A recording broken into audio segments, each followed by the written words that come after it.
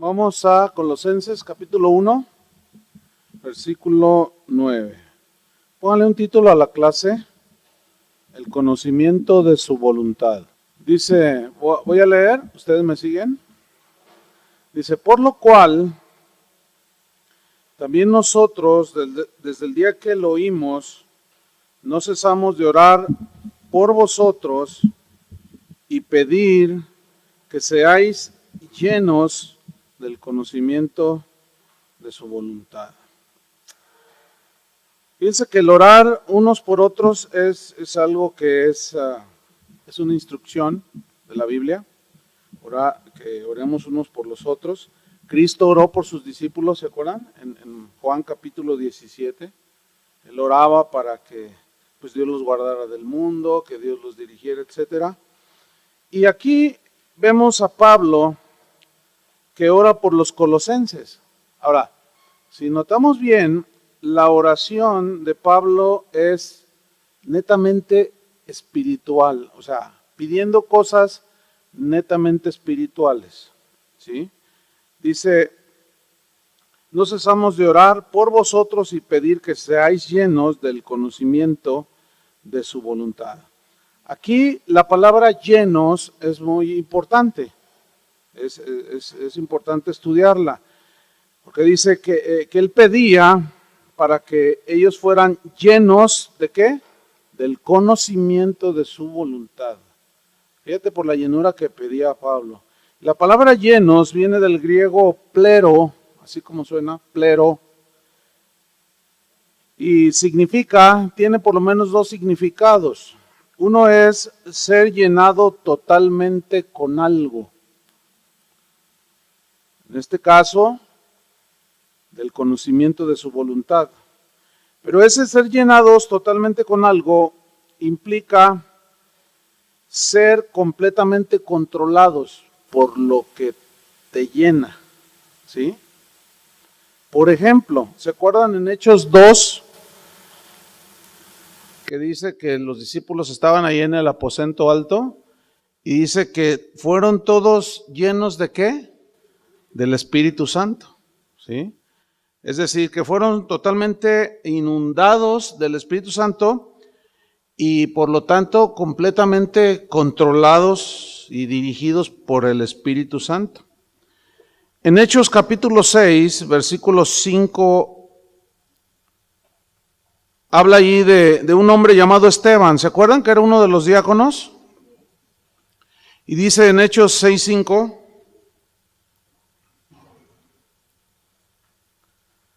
cuando los escogieron, dice que agradó la propuesta a toda la multitud y eligieron a Esteban. Fíjense cómo era Esteban. Era un varón lleno de fe y del Espíritu Santo. O sea, era un hombre totalmente lleno, controlado, dirigido por el Espíritu Santo. Y controlado totalmente de una confianza, estaba tan lleno de fe que tenía plena confianza en Dios. En mismo Hechos, en el versículo 9, 6, 9, dice que entonces se levantaron unos de la sinagoga llamada de los libertos y de los de Cirene, de Alejandría, de Sicilia y de Asia, disputando con Esteban. Pero no podían resistir a la sabiduría y al espíritu con que hablaba. Vemos entonces aquí a un hombre de Dios, a un diácono, ¿sí? Un hombre que hacía un servicio práctico pero útil dentro de la iglesia, el diaconado. Y él estaba tan lleno de fe, de confianza en Dios y tan lleno de sabiduría que no podían resistir. Significa no podían contender con la sabiduría con la que Esteban hablaba y el espíritu con el que hablaba, o sea, porque estaba lleno, estaba totalmente controlado, ¿sí?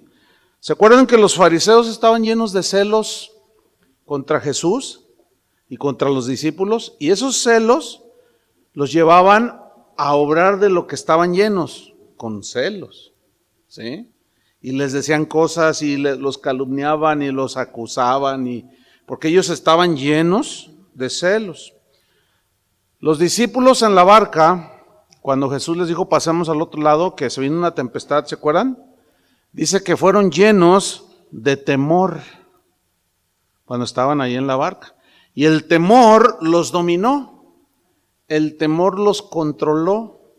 Entonces ellos obraron conforme a lo que estaban llenos, de lo que estaban llenos dentro, ellos obraron. Si notamos estos casos que estoy mencionando, todos estuvieron completamente controlados por algo. En el caso de Esteban, estaba controlado, ¿por qué? Por fe, sabiduría, estaba totalmente lleno. En el caso de los otros, de los fariseos, estaban llenos de celos, de los discípulos llenos de temor. Entonces, aquí hay un principio. De lo que tú estás lleno en tu interior, ¿sí? Eso es lo que definitivamente va a controlar tus acciones, ¿sí? Si tú estás lleno de rencor, luego se ve una persona rencorosa. ¿Se acuerdan que Jesús dijo de la abundancia del corazón que habla la boca? Porque estás tan lleno de amargura que no puedes hablar otra cosa. Y si ustedes, bueno, ahora vamos a hablar en esta clase y la otra vamos a hablar de la sabiduría, de la inteligencia espiritual. Pero si son inteligentes espiritualmente, ustedes van a discernir de lo que está llena la gente. Bueno, entre comillas, es bien fácil, por lo que la Biblia enseña. Porque de lo que estás lleno, eso es lo que te domina, eso es lo que te controla. Si tú constantemente estás hablando de lo que te hicieron y estás haciendo con un espíritu vengativo, es que estás ahí duro, hablando ¿de qué estás lleno? De rencor, ¿no es cierto? De resentimiento. Por lo tanto, eso te domina, eso te controla. Si tú eres de los que se afanan más de la cuenta, se nota inmediatamente. ¿Sí? Pero esto lo notan los que desarrollan la sabiduría de Dios y la inteligencia espiritual y el conocimiento. ¿Sí? Si tú estás lleno de perdón en tu corazón, en base al conocimiento que tienes del perdón de Dios en tu vida, pues cuando alguien te ofende, tú perdonas aunque te duele, porque sabes que es la voluntad de Dios. Y si tú estás lleno y disfrutando ese perdón, pues te va a controlar eso, ¿entiendes? Entonces, repito el principio, de lo que estés lleno en tu interior, eso definitivamente es lo que te controlará, dominará tus acciones, dominará tu hablar, ¿sí? Tu pensar. Entonces Pablo oró para que los colosenses fueran totalmente llenos, controlados por el conocimiento de la voluntad de Dios. Él dijo, yo oro para que seáis llenos del conocimiento de su voluntad. Y fíjate qué oración, Esa oración es de 24 quilates, de puro oro macizo, porque está haciendo una petición que tiene que ver con las cosas eternas, ¿sí? Entonces les dice, para que sean llenos, controlados, dominados por el conocimiento de su voluntad. Ahora, la palabra conocimiento, perdón, viene de un término griego, epignosis, y epignosis, que se traduce conocimiento, significa pleno discernimiento.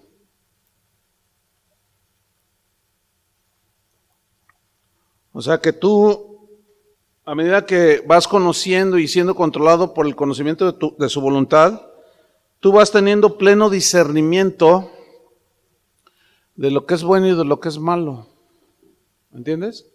En los temas que no son medulares, sino que son de la conciencia, de la libertad cristiana, si tú tienes un pleno conocimiento, tienes un avance en el conocimiento de su voluntad, no eres de los que se dejan controlar por reglas, por legalismos, ni te dejas llevar por el libertinaje, sino que acomodas todo, ¿sí? Porque hay muchos que basan su cristianismo en guardar el domingo, o sea, hasta venir a la iglesia le atribuyen poderes. Dicen, voy a ir a la iglesia para que me bendiga. ¿Qué es eso? Eso no, ese concepto no está en la Biblia. Voy a ir a la iglesia para que me bendigas. Sin embargo, cuando hay un desconocimiento de esto, pues ¿cómo va a haber discernimiento? Entonces el pastor le atiza, ¿no? Los pastores le atizamos a la gente. Por eso Dios no los bendice, porque no vienen a la reunión. Porque la Biblia dice que no dejen de congregarse. Vengan, congréguense para que Dios los bendiga. No, eso no consiste. Venimos porque adoramos a Dios, ¿no es cierto? Y para conocer su voluntad. Pero no atribuirle ni a la asistencia, ni al ayuno, ni a otras cosas, poderes que no tienen. ¿Sí? Y si tú eres lleno y tienes un equilibrio y tienes un pleno discernimiento, un pleno entendimiento, también significa plena información, que es algo que el Espíritu Santo da, ¿verdad? Y tú no eres de los que andan diciendo allí que si celebres o no Navidad, o sea, si tú quieres hacer algo, tú lo haces, si no, no lo haces, o sea, el que hace caso del día lo hace para el Señor, el que no lo hace, no lo hace para el Señor, pero Dios los ha recibido, dice Romanos, ¿no? Entonces, es una señal de adolescencia o de niñez espiritual, aquellos que basan su cristianismo en esas cosas. El cristianismo es muchísimo más que aretitos, que muchos predicadores se la pasan tirándole a los aretes. Son del mundo, son del diablo, ¿verdad? El cristianismo es muchísimo más que pantalones y que aretes, ¿o no? El asunto es que como no están llenos del conocimiento de su voluntad, de una información, de un discernimiento, pues es un nivel bajo, espiritual. Por eso hay que crecer, por eso Pablo oraba para que fueran llenos, controlados del conocimiento de su voluntad. Ahora, el conocimiento en la Biblia es un tema central.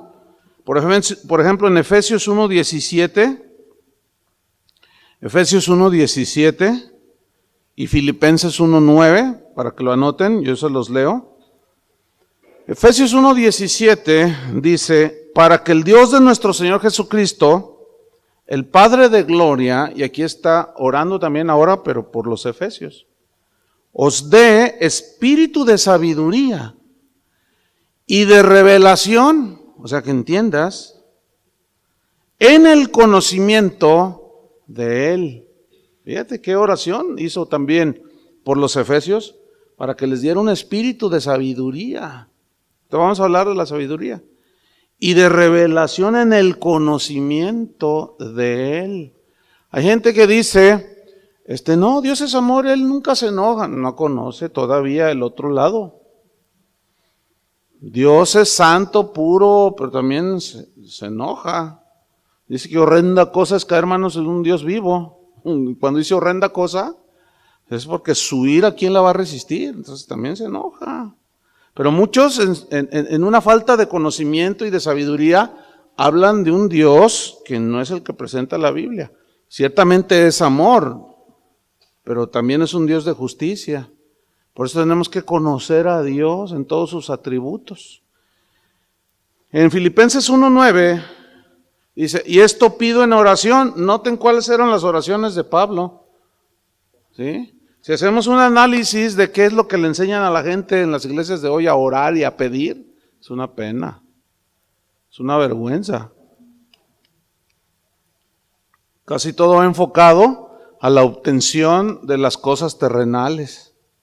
Créanmelo, miren, les voy a decir algo que a lo mejor los sorprenda, pero yo no recuerdo en tantos años en haber estado en un evento o en un lugar donde había predicadores, donde oraran por la gente pidiendo esto.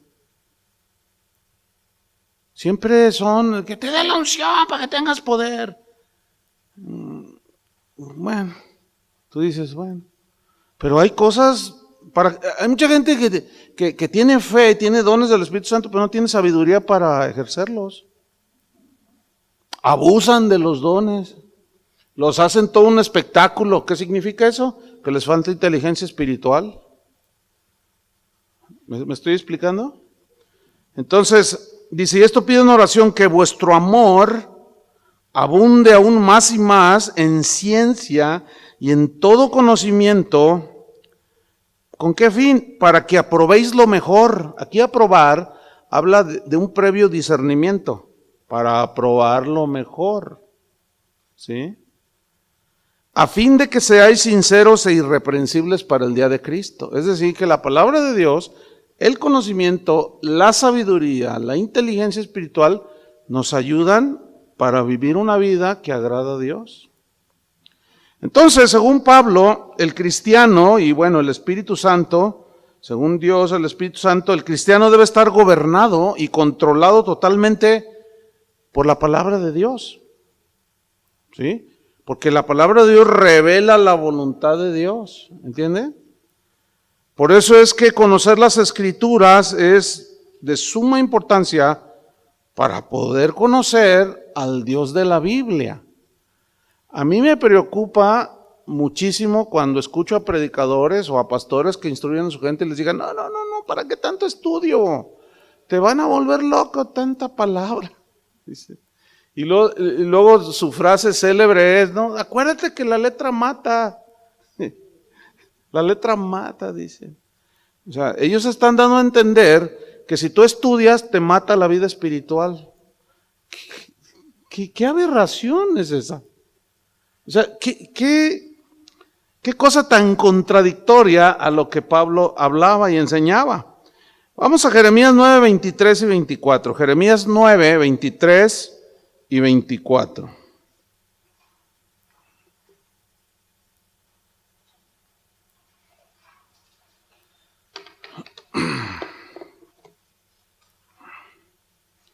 Dice así Jeremías 9, 23 y 24. Así dijo Jehová. ¿Quién dijo? Ok, vamos a ver qué dijo Dios. No se alabe el sabio en su sabiduría. Aquí habla de sabiduría humana. Ni en su valentía se alabe el valiente. Esto es para los mexicanos, ¿verdad? Ni el rico se alabe en sus riquezas. Ya ven que luego son bien presumidos algunos, ¿no? Versículo 24. Mas alábese en esto el que se hubiere de alabar, en entenderme y conocerme. Fíjate esas dos palabras, en entenderme y conocerme. Hay muchos cristianos que no entienden muchas cosas que son fundamentales, que lo entiendan. Por ejemplo, algo que es de rigor que vendrá en nuestras vidas es la prueba, la aflicción, ¿sí o no? El quebrantamiento. Entonces los cristianos dicen, es que no entiendo por qué me pasa. Cuando está clarísimamente, muy claro, de una manera muy clara, revelado en la Biblia, que las pruebas son para formar carácter en nosotros. Que el quebrantamiento nos es necesario para alinearnos con Dios, quebrantar nuestras cosas terrenales, nuestros impulsos terrenales, nuestros anhelos terrenales y nuestros deseos. Y Dios tiene que quebrantar todo eso, y eso nos aflige. Y aquel que no entiende que es parte de la formación del carácter de Cristo en nosotros, si nosotros fuéramos diferentes, Dios utilizaría otra manera diferente para formar a Cristo en nosotros.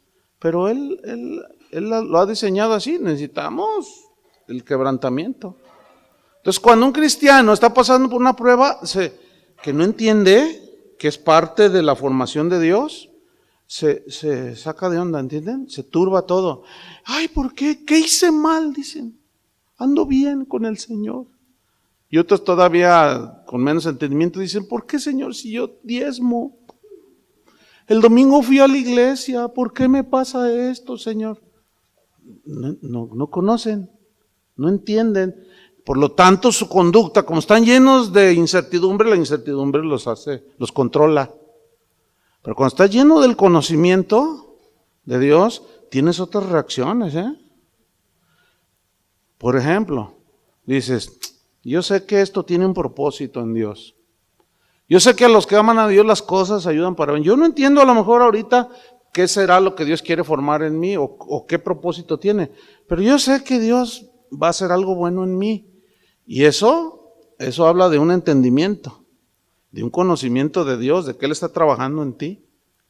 Entonces dice, en esto alábese el que se hubiere de alabar, entenderme y conocerme, que yo soy Jehová, o sea, que Él es Dios y que Él obra como Él quiere, que las órdenes las da Él, no nosotros le damos órdenes. Hermanos, la oración no es darle órdenes a Dios, ¿entienden eso? Ni mucho menos la oración implica que cada oración que le hagamos, Él esté forzado a contestarla como nosotros queremos. No. Hay que conocer y hay que entender que Dios es soberano. Muchas veces respondió oraciones instantáneas, otras ni las respondió. Otras se tarda tiempo. Pues Él es soberano, Él es el único que sabe el futuro. Pero entonces, fíjate lo que dice el Señor. Alábese el que se hubiera de alabar. En entenderme y conocerme que yo soy Jehová, que hago misericordia a quien Él quiere, ¿no? Juicio y justicia en la tierra, porque estas cosas quiero. O sea, está hablando de una soberanía plena y total, pero necesitamos entender y conocer a Dios. Por eso Pablo oraba de esa manera. Fíjate, en Oseas 4:6 y 4:13, allí la misma Biblia nos advierte sobre el peligro de la falta del conocimiento de Dios. Es peligrosísimo. Ok, eso, podemos disculpar a un neófito. Un neófito es uno nuevo en el Señor, que tiene 2 meses, 3, 4, un añito, pues está recién desempacadito, ¿verdad? Pero un cristiano ya de 3 años, ya a esas alturas ya debe de tener cierto entendimiento y conocimiento, ¿sí? Fíjate cómo las escrituras advierten el peligro de la falta de conocimiento. Oseas 4:6. Digo, esto es para los que dicen que no es necesario el conocimiento. Mi pueblo fue destruido porque le faltó, ¿qué? ¿Por qué oraba Pablo por los colosenses? Por conocimiento pleno. Entonces, es muy lamentable lo que muchos cristianos dicen acerca del conocimiento, ¿verdad? Dice, porque le faltó conocimiento, por cuanto desechaste el conocimiento, yo te echaré del sacerdocio. Fíjate, aquí le está diciendo a los líderes de Israel, y porque olvidaste la ley de tu Dios, también yo me olvidaré de tus hijos. Ay, Dios. ¿Ah? En Efesios, dije Oseas 4:13, no, pero es Efesios 4:13. Primero dije Oseas 4:6, ahora vamos a Efesios 4:13. Fíjate que el Señor estableció apóstoles, profetas, evangelistas, pastores y maestros para que nos enseñaran, para que nos ayudaran a llegar a la madurez. Y dice en Efesios 4:13, hasta que todos lleguemos a la unidad de la fe y del conocimiento del Hijo de Dios. ¿Conocimiento de quién? Del Hijo de Dios. A un varón perfecto, a la medida de la estatura de la plenitud de Cristo. Esta es la meta, crecer en el conocimiento del varón perfecto que es Cristo. Porque a Él estamos siendo formados a su imagen, a la medida de su estatura, de la plenitud, o sea, no el 40%, no el 50%, Dios quiere que tengamos el mejor conocimiento de Jesús. Él estaba muy interesado en que sus discípulos supieran quién era. ¿Se acuerdan cuando les preguntó, ¿quién dicen los hombres que soy yo? ¿Se acuerdan? Y le responden, pues unos dicen que eres Elías. Fíjate el discernimiento que tenían. Pues unos dicen que eres Elías y otros dicen que Juan el Bautista y otros dicen que eres alguno de los profetas. Entonces Jesús les pregunta a ellos, ¿y ustedes quién dicen que soy yo? Y en eso Pedro le responde, tú eres el Cristo, le dice, el Hijo del Dios viviente. Entonces Jesús le dice, mi Padre te lo reveló. Ahora, a sus hijos Dios les revela, Pero para que tengas la revelación del conocimiento de Dios, hay varias cosas que vamos a ver más abajo, que tenemos nosotros que hacer. ¿Sí? Dice Efesios 4:14, que hay una medida de conocimiento del Hijo de Dios para que ya no seamos niños fluctuantes. ¿Qué es un niño fluctuante? Inconsistente, inmaduro, ¿sí? Que ahorita quiere una cosa, al rato ya no la quiere, y que quiere un patín y al rato ya se lo traes. No, mejor una bicicleta. Y total, hay una fluctuación. Ahorita está llorando, está gritando al rato, está dormido, o sea, es un niño. Y espiritualmente hay mucha gente que es niña. Son niños espirituales. Pero no es nada malo cuando ese niño espiritual está recién nacido en Cristo. Pero si tiene 15 años y todavía anda con sus ondas de niño, eso es preocupante. ¿Por qué? Porque habla de una inmadurez, habla de que no maduró. No está teniendo el conocimiento y no está obrando conforme a ese conocimiento. Entonces, hay una ignorancia, ¿sí?, de Dios y de cómo es Cristo y cómo obra, etcétera, etcétera, para que ya no seamos niños fluctuantes, llevados por doquiera de todo viento de doctrina, por estratagema de hombres que para engañar emplean con astucia las artimañas del error. Fíjate, habla, los niños espirituales, los inmaduros, son llevados de todo viento de doctrina. Sopla de acá del norte el viento del polvito de oro y ahí van todos sobre el polvo de oro. Puras cosas irrisorias, hermano. Y que allá del sur sopla otro viento que son las piedras. Ya, si ustedes se fijan, ya está pasando todo eso, ¿verdad? ¿Sí se captan esto? Hubo un auge, ¡ay, polvo de oro! ¡Ay! Todos ahí, ¿verdad? Y caen diamantes y esmeraldas y... Uno aquí decía que le había caído en su iglesia una pepita de 100 kilos de oro, imagínate, ¿no? O sea, rayan en lo fabuloso, así parece que hablan de mitología griega y una de cosas que, ¿por qué? Porque cualquier viento de doctrina los mueve, ¿sí? Ahora, ¿qué vendrá? Bueno, no se estén observando, ¿sí? Los que hacen guerra espiritual, por allí alguien me mandaba un video, ahora ya hacen inmersiones en el océano para hacer guerra espiritual submarina. Para los demonios, bueno, sí da risa, ¿verdad? Y se ve en el video, ustedes se han fijado, por ejemplo, en Cancún, en Acapulco, hay imágenes de vírgenes, ¿sí han visto?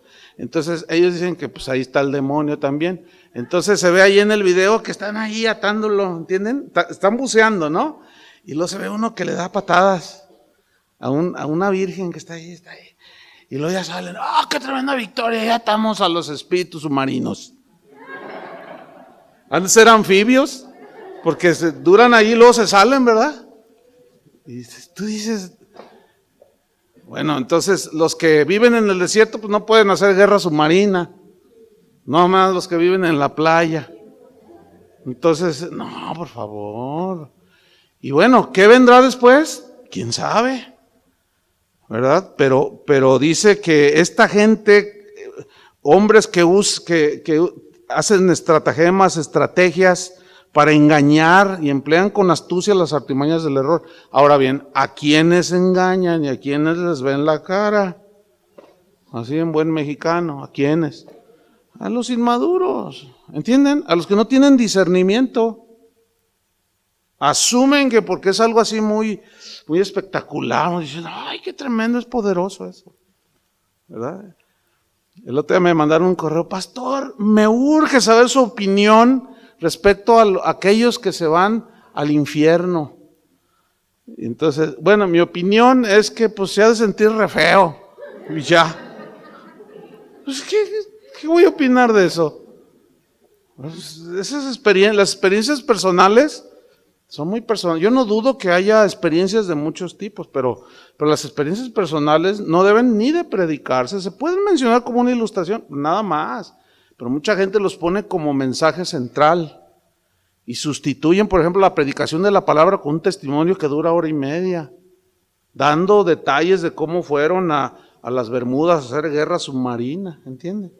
Y citan versículos, pero obviamente fuera del contexto y engañan a la gente. Ahora bien, ¿cómo se obtiene el conocimiento? Bueno, hay dos maneras o dos pasos para obtener el conocimiento. El número uno es algo muy necesario, pues debes desearlo, ¿sí?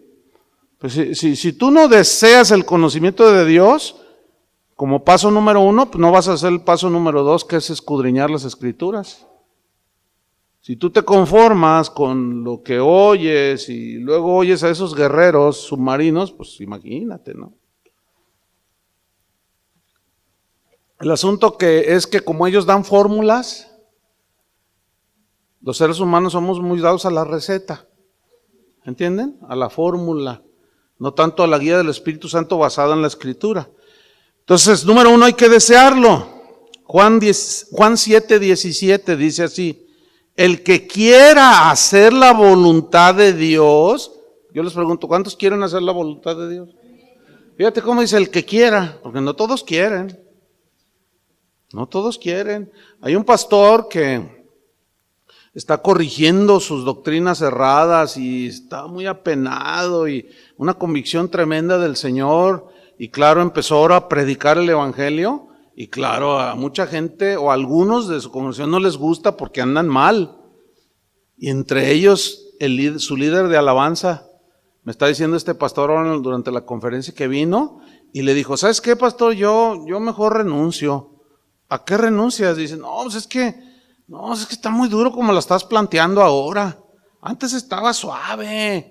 Pues hablabas de prosperidad, de poder, de unción, pero ahora te estás metiendo hasta la cocina, dice. ¿No sería el Espíritu Santo hablando ahora con el mensaje de Dios para limpiarlo de su pecado escondido? Y claro, ya no le gustó. Y ya no quieren saber la voluntad de Dios. Les interesa sentirse bien, les interesa vivir bien. Les interesa estar cómodos, ¿verdad? Y disfrutar su cristianismo, el cual pues, no se parece al de la Biblia.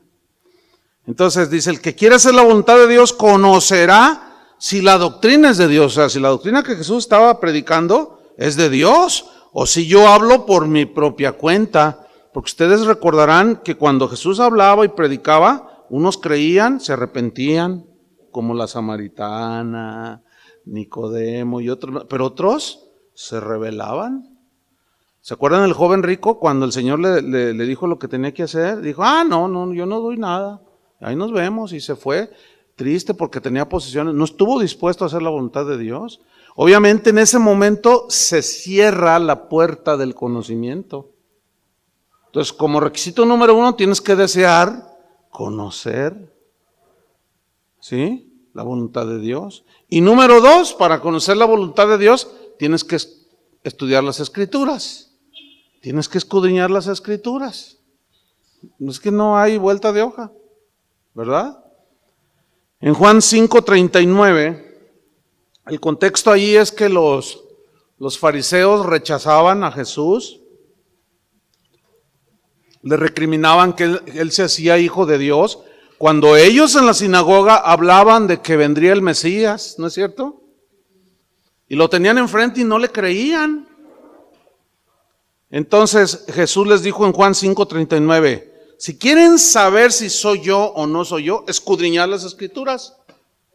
Ahí se les dice Juan 5:39, escudriñad las Escrituras, porque a vosotros os parece que en ella tenéis la vida eterna, y ellas, efectivamente las Escrituras, son las que dan testimonio de mí, las que hablan de mí.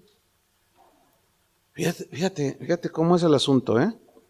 Mucha gente va a las iglesias cristianas. Y fíjate cómo se da el fenómeno. Van a las iglesias cristianas. Dicen, así dice el Señor. Y luego los oyes lo que supuestamente dice el Señor. Tú dices, ay Dios, ¿y en dónde dice eso? Una vez en una reunión que por allí hubo, aquí en la ciudad, había unas profetisas en una iglesia, ¿no? Entonces ellas profetizaban y era como ellos se guiaban por la profecía, lo cual es un tremendo error. Entonces dice una de ellas, así dice el Señor, el próximo reunión del domingo, todos van a venir de rojo. Y todos los que estaban ahí dijeron, órale, ¿y ahora qué? ¿De rojo? ¿Por qué de rojo? Qué raro está eso. Porque es el color de la sangre del cordero. Dice. No, pues miren, yo vengo de rojo. Y tú dices, ¿qué es eso? ¿Qué comieron? ¿O qué fumaron? O sea, totalmente fuera de sí, sin sentido, sin sabiduría, sin conocimiento. Entonces se apantallan la gente que no conoce porque oyen, así dice el Señor. Y en otro lado dice, juzgad las profecías. Dice, no las menospreciéis. Dice, pero juzgad las profecías. Retened lo bueno y desechad lo malo. Porque hay una mezcla allí. Puede ser muy bien trazada y ir en la línea de la escritura, pero puede ser cada cosa. ¿Ah? No sé cuántos recuerdan cuando iba a entrar el año 2000, que decían que iba a haber un caos y aquí la ciudad se llenó de profecías y los pastores empezaron a predicar que se viene el fin del mundo y el caos, y ahí va la gente al Sam's a vaciar las tiendas y al Costco y no, de verdad, y muchos vendieron muchas cosas para venir una hambruna. Entonces, algunos de aquí de la congregación me decían, pastor, usted no va a predicar nada. Sí, espérate, el domingo les voy a predicar. Les dije, nos vemos el 2000, es una mentira eso. No es verdad, al contrario. Entonces yo les empecé a hablar lo que dice la Biblia al respecto. Llegó ese 2000 y claro, pues muchos pues te señalan, no, a su gente las va a llevar a la destrucción porque no les previno. Llegó el año 2000, ya estamos en 2012. ¿Y qué pasó? Nada, porque del día y de la hora nadie sabrá, hermanos. Cuando menos se den cuenta ya está el Señor. No. Nosotros tenemos que saber distinguir los tiempos. ¿Se acuerdan eso de la profecía mayas, de que este es el año de, pues, y cristianos predicando fíjate, en lugar de predicar la Biblia, no, es que los mayas eran un pueblo sabio, y Dios no está hablando a través de ellos para que se va a poner fea la cosa, ay Dios, y luego les dices de la Biblia, bueno, la Biblia sí dice que se va a poner fea la cosa, ¿no? Pero les dices cómo prepararse y todo, y te dicen, no. Y tú dices, ay Dios, qué triste está. Entonces, escudriñad las Escrituras. Queremos conocer a Cristo, la única manera es, ¿cómo? Escudriñando las Escrituras. Porque las Escrituras revelan el carácter de Cristo, ¿sí? Las Escrituras nos enseñan y nos hablan de manera extensa de la obra de Cristo, de lo que Él hizo, a qué vino, ¿para qué nos creó? Una vez que somos nacidos de nuevo, justificados por su sangre, las Escrituras revelan cuál es su voluntad como hijos de Dios. Pero hay que escudriñar las Escrituras. 1 Tesalonicenses 4:3. 1 Tesalonicenses 4:3. Dice así, pues la voluntad de Dios es vuestra santificación. ¿Cuál es la voluntad de Dios? Vuestra santificación. ¿Qué es la santificación? Es el proceso por el cual todo cristiano nacido de nuevo entra, desde el día que se convierte hasta el día que se muere, en un alejarse más y más de la maldad y del pecado, ¿sí? Dice, la voluntad de Dios es vuestra santificación, que os apartéis de fornicación, o sea, de la inmoralidad sexual. Y uno de los pecados más practicados es precisamente la inmoralidad sexual. Entonces, cuando se deja de predicar en las iglesias la voluntad de Dios a este respecto, se empiezan a dar un montón de cosas. Si predicando el evangelio, no todos quieren obedecer o no todos obedecen, pero hay muchísima protección y muchísima oportunidad de mantenerse en los caminos de Dios, conociendo la voluntad de Dios. Pero el que la ignora, Y luego todavía algunos les atizan a la carne, dicen, no, pues ya somos salvos y la gracia es suficiente, hermanos, y gloria a Dios. Y no tiene nada de malo que hagamos esto. Como un pastor un día jactándose dijo, ustedes son un montón de religiosos, así nos dijo, ustedes. Y estábamos en una mesa, había varios, como una reunión de pastores, ¿no? Y llegó así como muy de chirichero y bromista, y bueno, ¿qué hago? Saludamos, ¿no? Y de pronto empezó así a tirar pullitas, ¿no? Y le dice, ustedes religiosos, a ustedes son muy tapados, dijo. Ustedes están bien atados, son unos religiosos. Órale, pues ¿qué te pasa? Porque lo está diciendo en serio, pero con sarcasmo. Y lo dicen, a ver, ¿cuántos de ustedes llevarían a su gente a un antro a bailar? Miramos, ¿estás bromeando? No, dice, yo los llevo. Somos libres en Cristo. Ustedes son unos religiosos. Mira, yo nada más me volteé, dije, o sea, imagínense, hermanos, vámonos al antro. Por favor, o sea, no inventen. Y otros ya metieron el antro a la iglesia, ¿no? Y ahora ya en lugar de decirle antro le dicen santro. No, ¿es en serio? No, ¿y para qué te cuento? ¿Y todo eso qué promueve? Pues la inmoralidad sexual, porque exalta las pasiones de la carne. 1 Tesalonicenses 5:18. El agradecimiento es voluntad de Dios. Dice, den gracias en todo, porque esta es la voluntad de Dios para con vosotros en Cristo Jesús. Tener un espíritu de agradecimiento es voluntad de Dios, hermanos. La queja no está en el vocabulario de Dios. 1 Pedro 2:15 dice, porque esta es la voluntad de Dios, que haciendo bien hagáis callar la ignorancia de los hombres insensatos. Habla de la conducta para taparle la boca al que dice cosas. Eso fue 1 Pedro 2:15. 1 Pedro 4:19.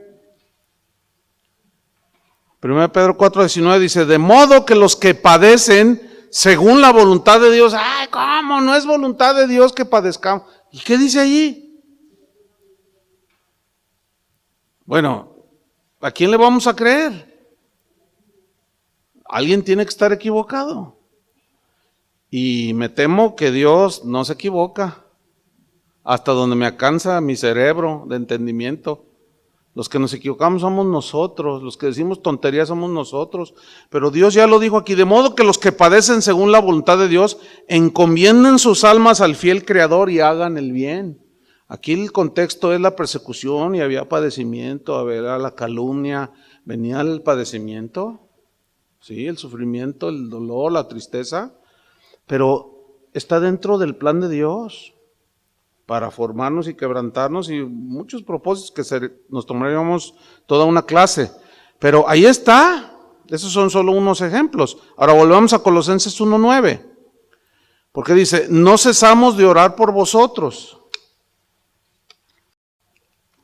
y de pedir que seáis llenos del conocimiento de su voluntad, pero luego añade otro ingrediente muy importante, en toda sabiduría.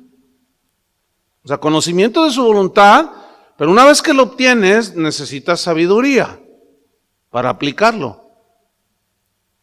¿Sí? La palabra sabiduría viene del griego sofía. Si alguien se llama Sofía, se llama sabiduría. Y esta palabra, sofía, que se traduce sabiduría, es la habilidad que Dios da para obtener los principios de las Escrituras, o sea, para entenderlos, ¿sí? Pero no solamente entenderlos, sino aplicarlos, ¿sí?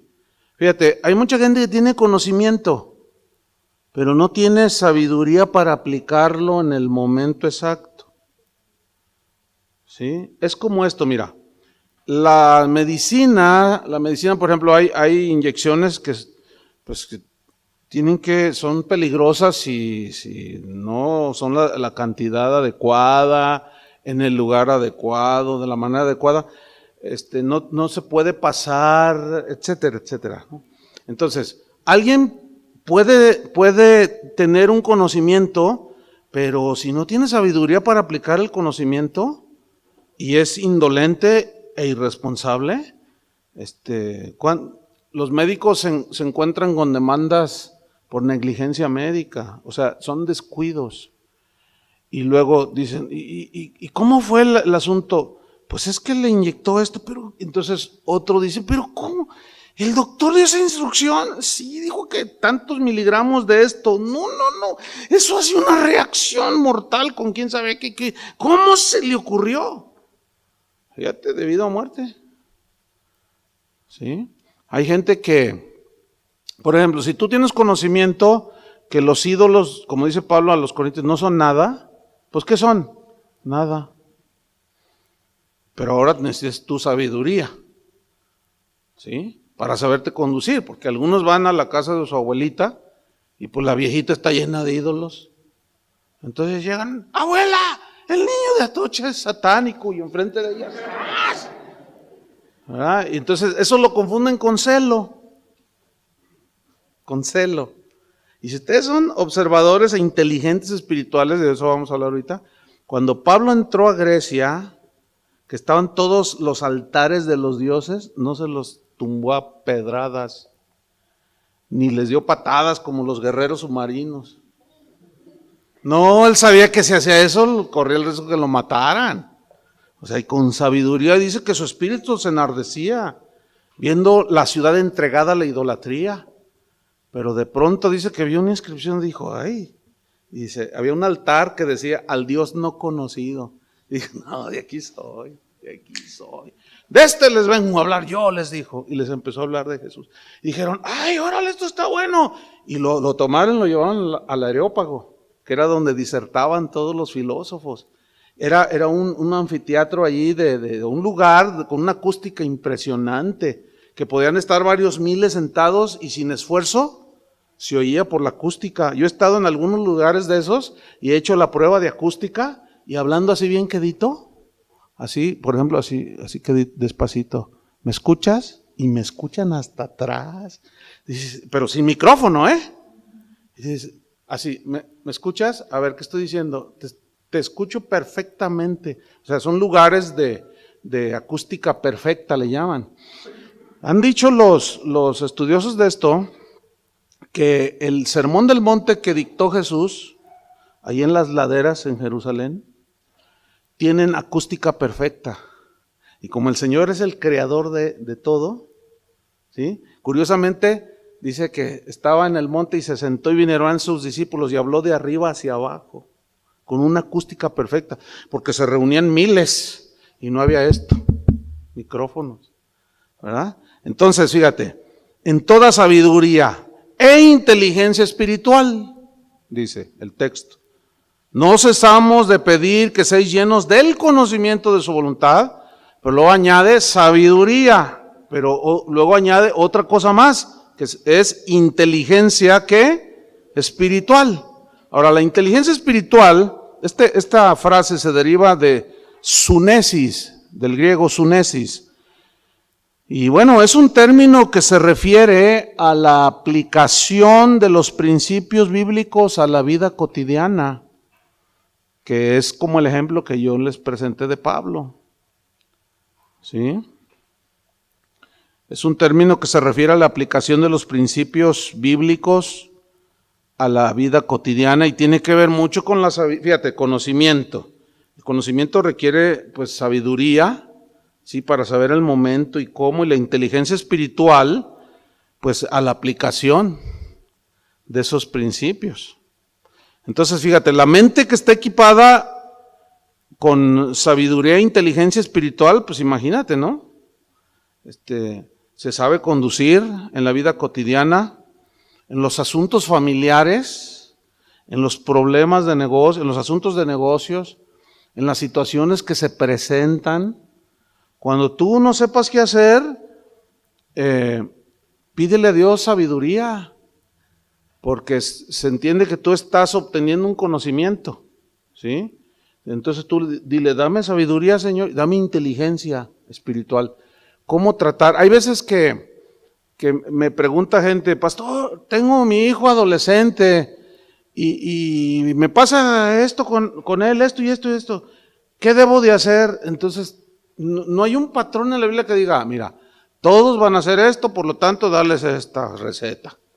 No, lo que yo les digo es, mira, ora al Señor, ve su situación, ve su condición, pídele a Dios sabiduría, porque cada hijo es diferente.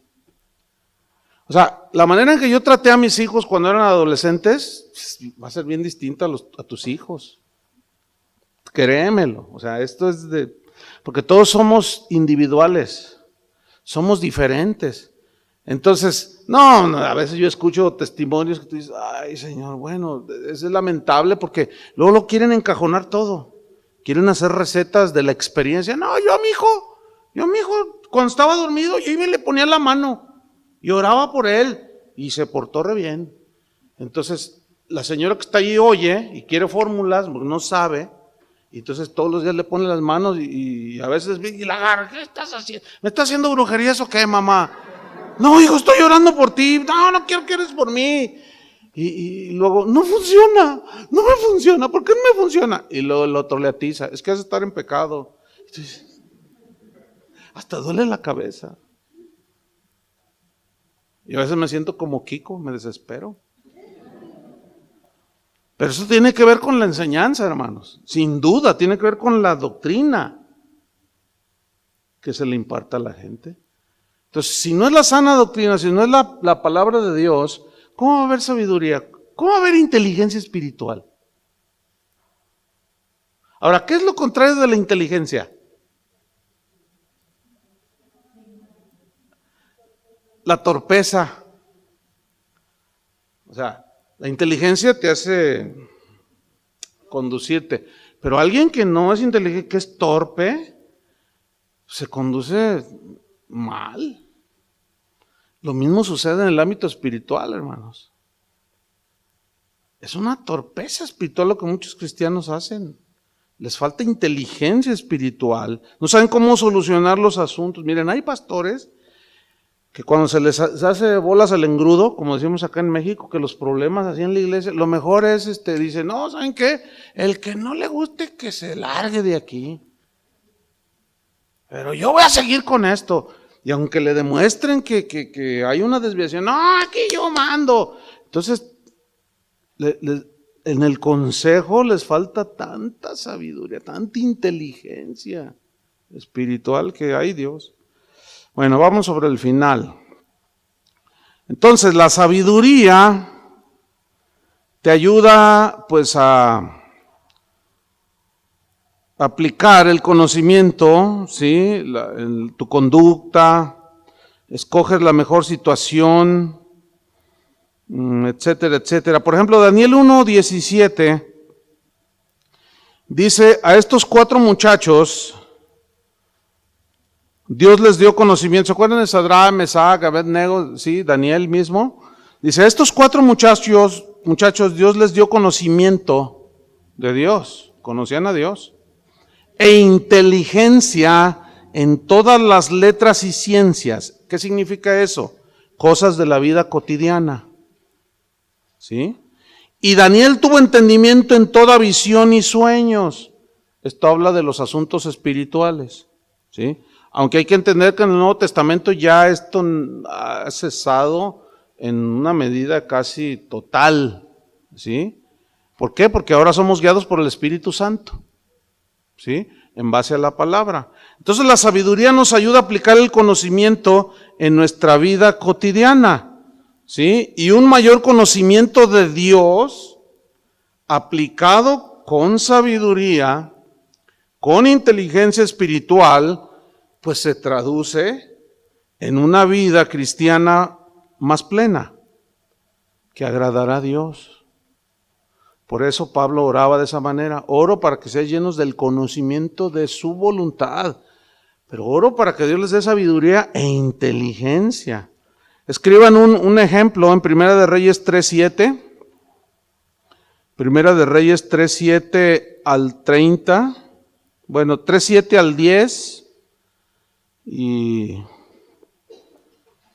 y luego 1 Reyes 4, 29 y 30. No lo vamos a alcanzar a leer, pero ahí para que lo tengan en sus notas como un ejemplo de la inteligencia y la sabiduría. Y en Proverbios 8, del 1 al 17, ahí vemos una descripción bíblica de la sabiduría, que ya no nos alcanzó el tiempo en esta clase, pero ahí las